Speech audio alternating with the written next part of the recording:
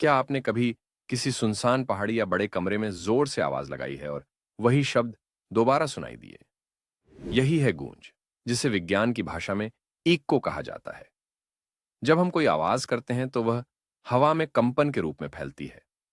रास्ते में जब वह किसी ठोस सतह, जैसे दीवार, पहाड़ या इमारत से टकराती है, तो वही ध्वनि वापस लौटती है।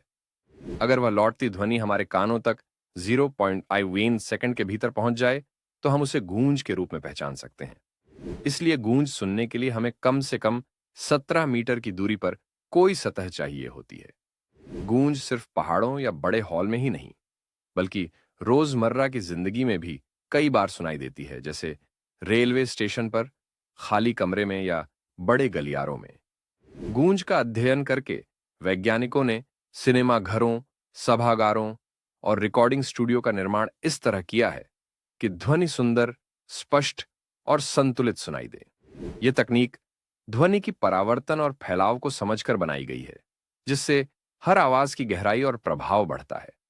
गूंज न केवल हमें प्रकृति की अद्भुतता दिखाती है, बल्कि विज्ञान की गहराई और ध्वनि की जटिलताओं को भी समझाती है, जो हमारे आसपास की दुनिया को एक नई ध्वनि यात्रा बनाती है।